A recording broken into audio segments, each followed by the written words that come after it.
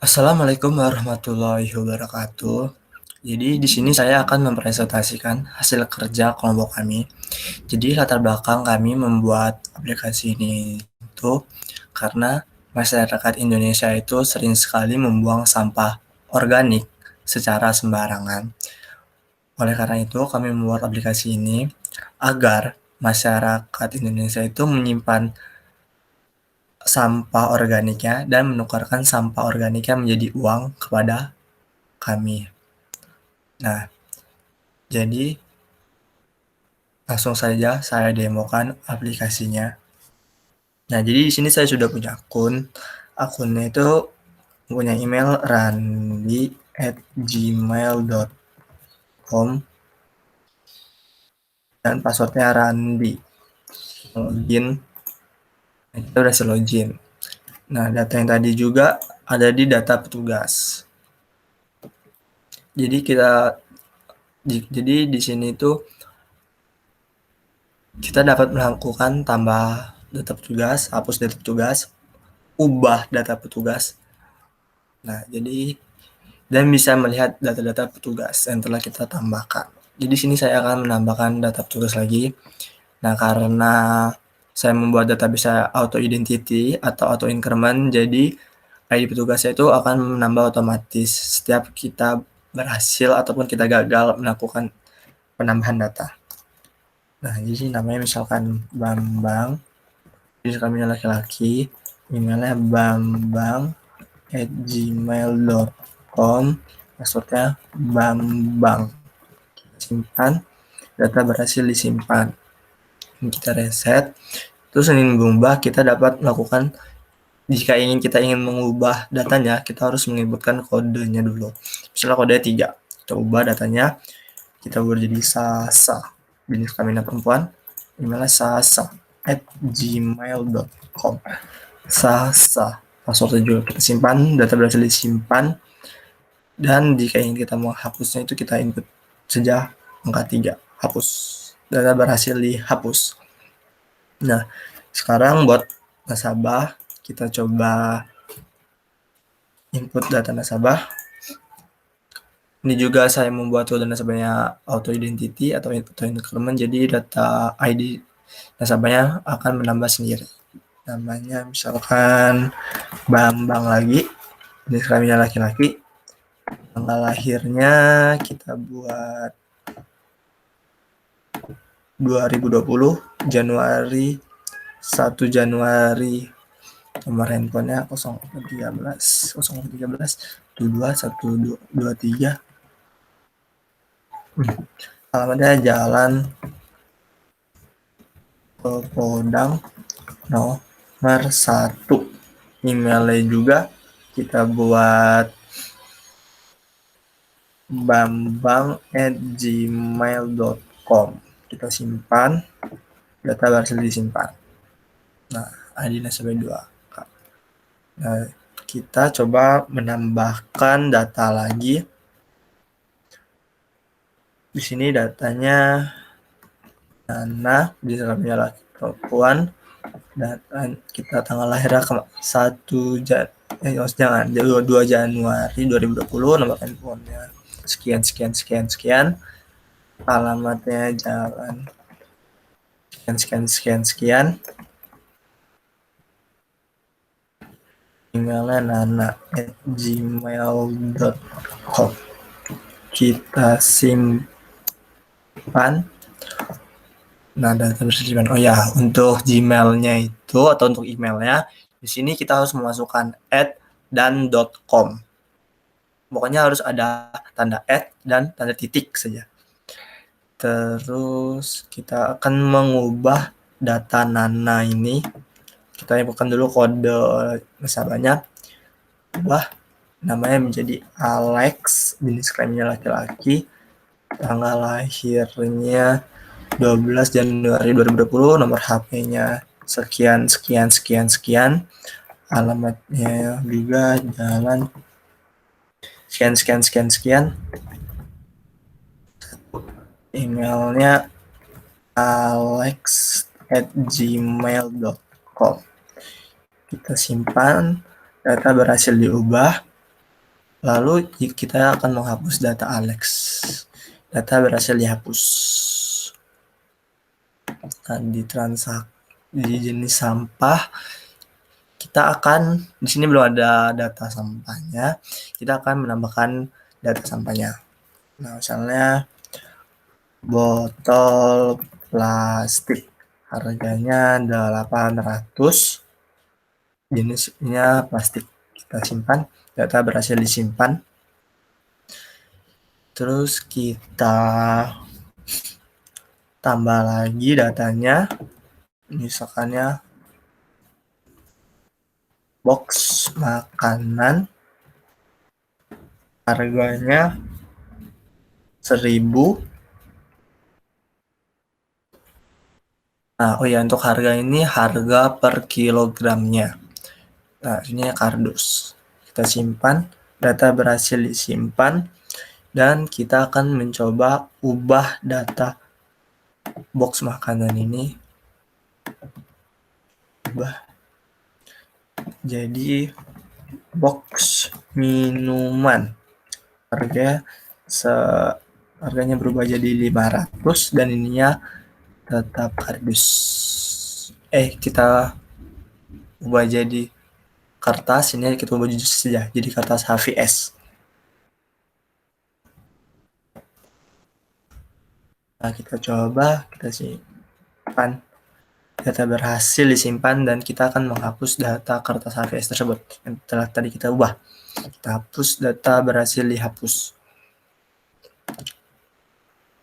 Nah, untuk transaksi ini, jadi di sini belum ada ID transaksi. Nah, jadi di sini kita harus menginputkan ID nasabah dan ID petugas. Tadi kita setelah menginputkan ID petugasnya 1 dan ID petugasnya ID nasabahnya 2. Oke, kita tambah saja. Kita tanggal kemarin. Terus nama sampahnya itu misalkan yang ada di data sampah ini namanya itu botol plastik, harganya 800.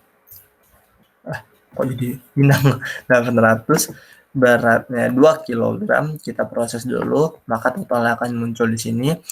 ID nasabahnya tadi 2 dan ID petugas 1. Kita simpan, data berhasil disimpan. Nah, jadi di sini akan muncul nama sampahnya apa, harganya berapa, beratnya per kilogram ya. Beratnya itu kilogram berapa totalnya dan nama petugasnya siapa. Jadi kita akan mencoba untuk mengubah datanya. Ubah 10, nama sampai jadi tetap botol plastik.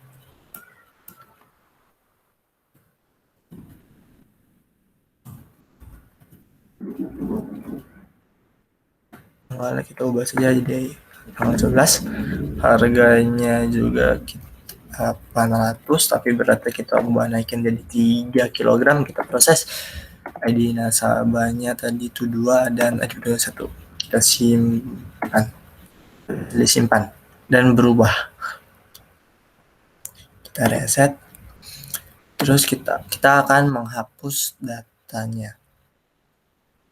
Kita hapus. Data berhasil dihapus dan tidak ada data di data transaksi. Nah, proses ini gunanya untuk mengkalikan harga dan berat ini.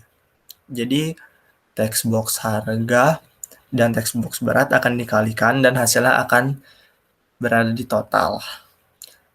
Nah, kita log out. Nah, kita akan log out, kita akan ketampilan ke menu ini, kita coba registrasi. Nah, kita akan membuat nama, misalkan saya, namanya perempuan, ini ya saya @gmail.com, passwordnya saya. Di sini kita harus menginputkan password sekali 2 kali. Kita registrasi sukses. kita cobakan login lagi. Saya @gmail.com. Saya kita login dan login pun berhasil. Nah, coba sini kita coba untuk exit, dan exit juga berhasil. Nah, mungkin di sini saya akan menjelaskan jadi di sini saya akan menjelaskan codingan dari back end-nya dari fitur transaksi tadi. Nah, jadi di sini kita harus menambahkan dulu using system.data dan using system.data.sql client. Nah, yang ini dan ini gunanya untuk memanggil library database ataupun kita akan memanggil database yang telah kita buat ataupun koneksi yang telah kita buat, dan di sini juga akan untuk menampilkan data tabel yang telah kita buat. Nah, jadi di sini kita harus membuat dulu, kita bikin private agar hanya kelas ini saja yang dapat mengaksesnya, yaitu private SQL command. Connection ini untuk koneksi ke database-nya, ini untuk mengexecute query-nya, ini untuk memasukkan query-nya, dan ini juga untuk statusnya.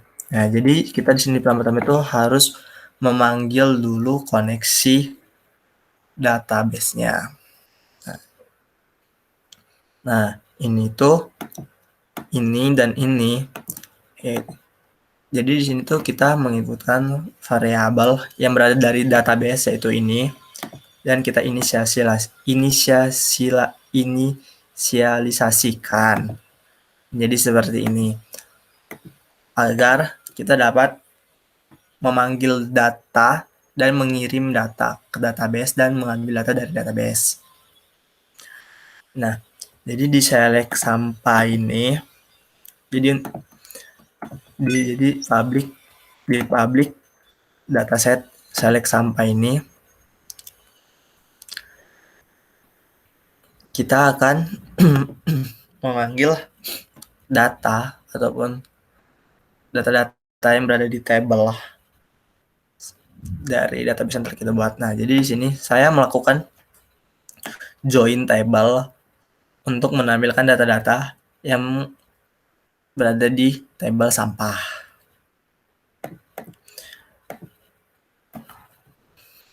Nah, di sini juga saya akan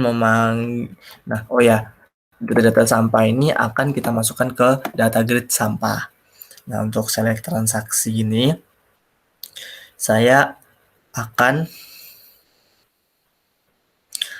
menampilkan juga data-data transaksi yang berada di table transaksi. Dan saya juga di sini menggunakan join table, yaitu sebanyak 2 join table. Nah, di sini dia from transaksinya.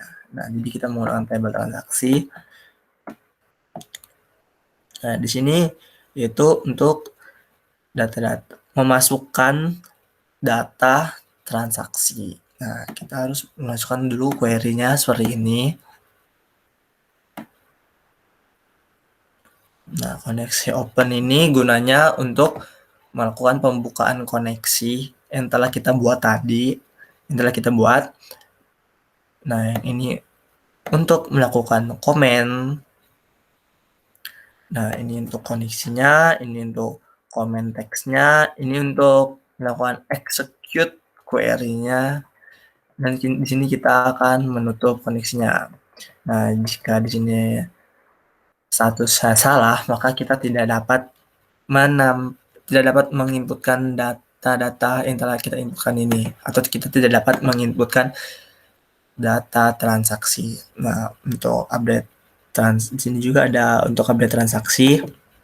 Nah, di sini ada query untuk update transaksi. Nah, di sini juga seperti tadi, kita melakukan open koneksi dulu. Lalu koneksi itu akan atau query itu akan di execute, dan berstatus true. Nah, jika statusnya true, kita berhasil mengupdate data-data transaksi tadi. Jika salah, maka gagal. Dan jangan lupa untuk melakukan penutupan koneksi, dan di sini gunanya untuk mengembalikan hasil dari status. Nah, di sini juga ada untuk delay transaksi. Nah, di sini delay transaksi itu gunanya untuk menghapus data yang berada di tabel transaksi. Sama seperti tadi, kita membuka dulu koneksinya, lalu kita membuat komenannya SQL comment, kita melakukan komen koneksi, terus menggunakan komen teksnya yaitu comment query, terus kita execute query-nya. Jika statusnya berhasil atau true, maka kita berhasil menghapus data-data transaksi dari tabel transaksi. Jika salah, kita gagal. Nah, di sini kita akan masuk ke kelas controllernya. Nah, kita jangan lupa untuk memanggil kelas model dan memanggil transaksi pack-nya. Nah, jadi di sini kita tambahkan private boolean hasil. Kita di sini menambahkan tipe data yang berstatus private, tapi di sini kita menambahkan tipe data boolean yang berstatus private dan memiliki variabel hasil. Nah, di sini kita juga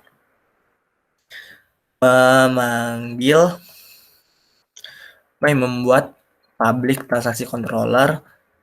View ini kita tuh yang ada di folder ini, yaitu memanggil untuk mendeklarasikan bahwa transaksi kontrol ini dapat dipanggil oleh transaksi pack ini. Nah, di sini ada select sampah yang tadi itu. Nah, di sini jadi kita akan menampilkan select sampah yang tadi berada di kelas model ini, yang ini query ini tersebut kita akan tampilkan di data grid sampah. Nah, jadi di sini juga ada select transaksi. Di sini juga kita akan menampilkan query-query yang ini ke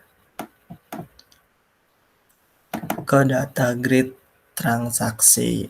Nah, jadi di sini saya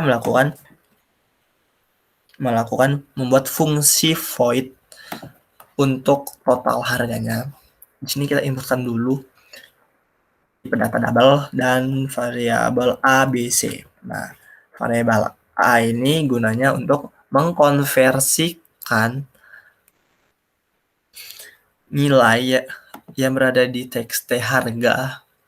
Nah, B juga sama, mengkonversikan nilai yang berada di txt berat, dan kita akan mengkalikan kedua teks ini dan kita akan menaruhnya di text box total.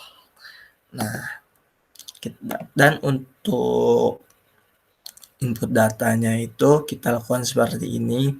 Nah, model.tanggal store ini tanggal store, nama sampah, harga, berat, total. Nah, semua itu mengikuti dari ini yang telah kita inisialisasikan tadi. Data-data dari database yang telah kita inisialisasikan dengan nama ini. Nah, jangan lupa di sini kita, karena text box-nya, data grid view-nya, text box-nya, terus untuk tanggalnya juga kita taruh di sini. Jadi kita harus melakukan view.txt harga.text. Nah, untuk transaksi juga. Nah, yang ini nih model.tanggal store itu kita ambil dari sini. Nah, lalu jangan lupa kita returnkan hasilnya. Nah, kita juga ini memanggil fungsi dari kelas model yang telah kita buat tadi. Nah, ini juga sama. update tidak jauh berbeda dengan insert atau masukkan data. Kita juga di sini memanggil data, memanggil fungsi yang berada di kelas model transaksi model dan memanggil fungsi update transaksi. Sama juga seperti delete transaksi. Nah, di sini juga kita memanggil fungsi delete transaksi dari kelas model transaksi.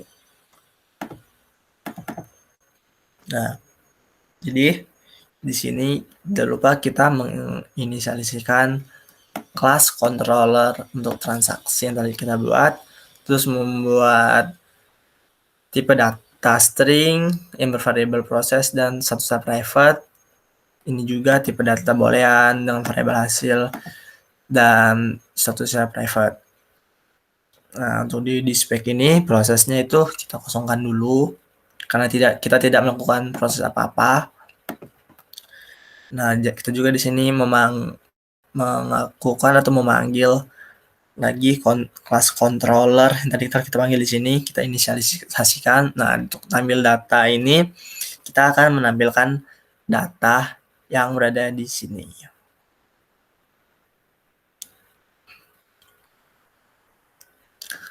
Nah, jadi untuk atur teks ini gunanya kenapa ini ada tanda serunya. Jadi tanda serunya itu kita akan mematikan data atau tidak, kita akan melakukan disable terhadap text box transaksi saat transaksinya itu kita pencet tambah ya, saat button tambah kita pencet. Nah, ini kenapa tidak tanda serunya, jadi kita saat proses tambah kita dapat melakukan input datanya. Nah, ini juga di button proses ada tanda serunya, jadi pada saat belum melakukan apa-apa, button proses ini tidak dapat kita pencet dan simpan juga tidak dapat kita pencet. Nah, ini tampil data. Nah, tampil data itu gunanya untuk kita menampilkan data-data yang berada di data grid view. Nah, di sini kita memanggil kelas controller select sampah dan kelas controller select transaksi. Nah, jadi ini nih gunanya, dua ini gunanya untuk menampilkan data-data dari data yang berada di database ke data grid kita. Nah, terus untuk atur teks ini kita falsekan atau kita salahkan karena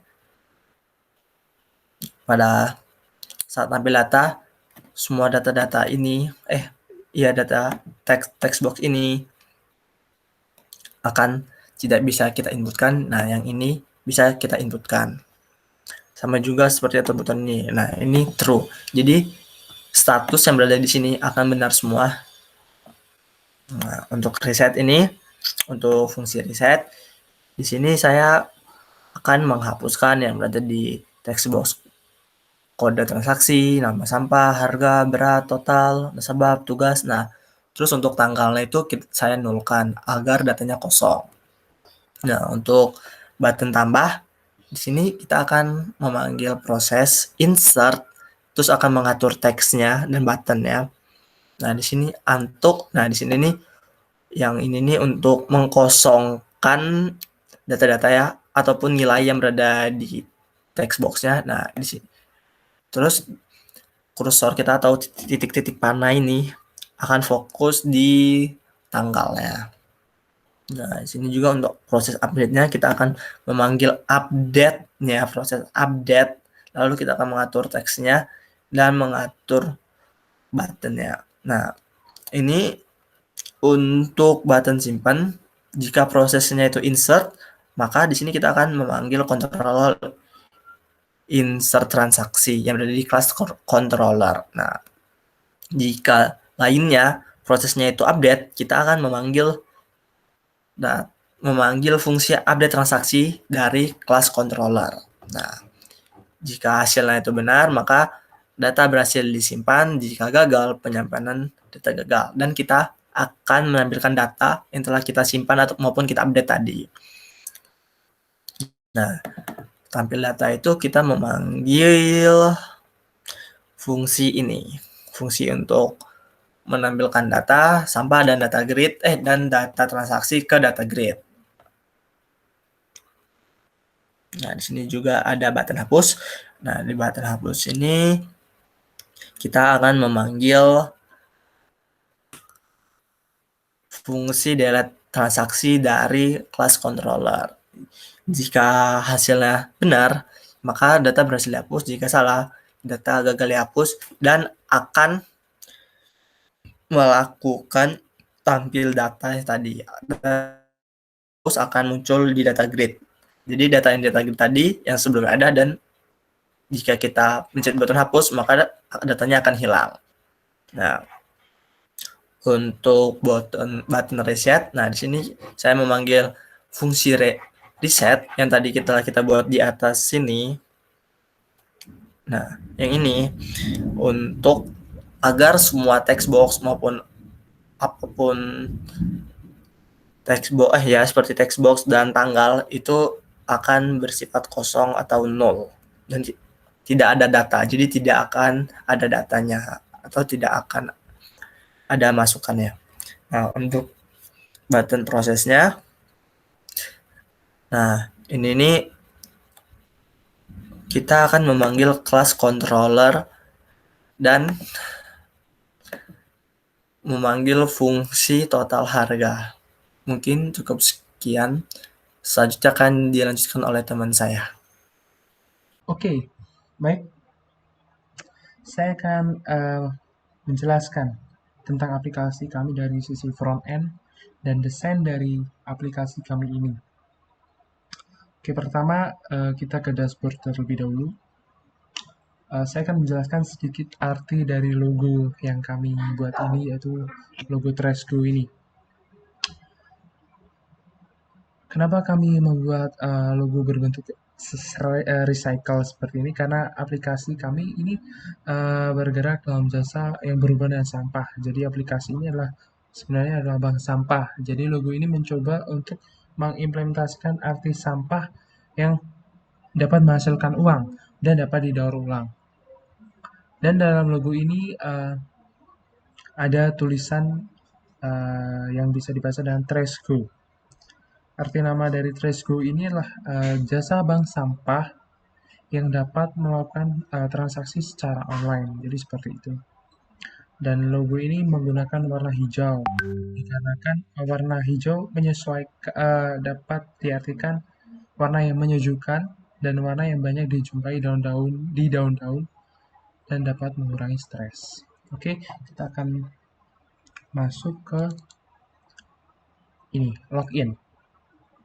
Baik, kita masuk ke desain login terlebih dahulu. Ini desainnya tetap menggunakan palet warna yang kurang lebih sama dengan warna hijau, tetapi memang di sini hijau yang lebih tua. Kenapa kami memilih warna hijau tua? Karena lebih terlihat simpel dan tetap elegan, jadi seperti itu. Untuk tulisan login, please sign in continue ini kami menggunakan label. Email username kita menggunakan label. Untuk kotak email ini kita menggunakan text box. Untuk password kami menggunakan password box. Untuk login dan close kita menggunakan button. Register juga menggunakan button. Baik, kita akan ke register. Register ini masih sama desainnya dari login tadi, ada logo di sini menggunakan image. Ini juga label, ini sama untuk nama, text box, dan ini ada yang baru, jenis kelamin. Jenis kelamin ini kita menggunakan untuk tulisan jenis kelamin tetap label, tapi untuk laki-laki dan perempuan ini menggunakan radio button. Password masih sama dan password box, register button. cancel juga button. Nah, ini untuk desain dari ini ada lengkungan ini kita menggunakan corner radius dengan sudut 0, 0, 0 dan 180. Jadi bisa berbentuk seperti ini. Oke, kita akan masuk ke bagian nasabah page. Nah, ini untuk nasabah page masih sama dengan palet warna hijau tua yang terlihat simple namun elegan. Dari tulisan ini untuk bagian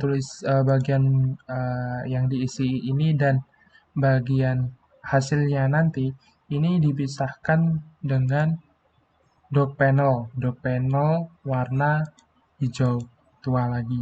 Dan di sini ada logo, ada untuk kode nasabah, tentunya kita pakai textbox untuk kotak nama juga textbox. Ini radio button dan ini ada tanggal lahir. Untuk tanggal lahir ini menggunakan date picker. Dan ini untuk menambah data nasabah, untuk menghapus, untuk mengubah, untuk menyimpan, dan untuk mereset. Ini semua menggunakan button.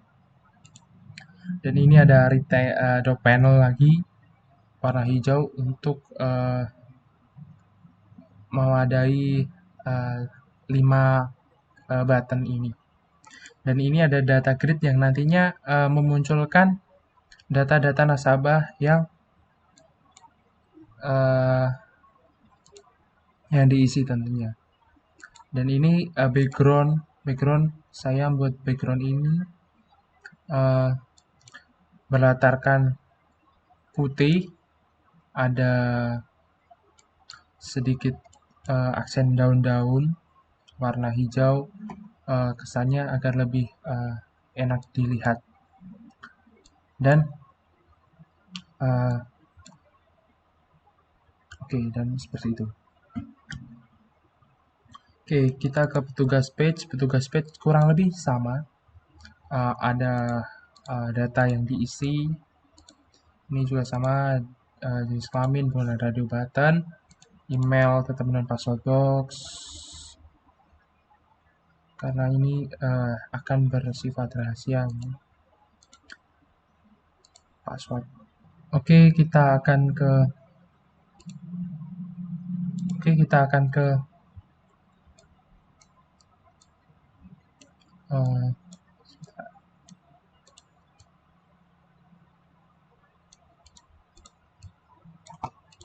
kita ke petugas page. Untuk isi dan hasil nanti tetap dipisahkan dengan dock panel. Di sini ada kode petugas menggunakan textbox juga, nama textbox, ini jenis kelamin radio button, email textbox, password, dan non password box. Ini ada image dan kita kasih logo Tresco. Dan di sini ini masih sama dengan halaman nasabah tadi. Ini kita menggunakan data grid yang lebih kecil karena memang datanya tidak sebanyak tadi. Untuk background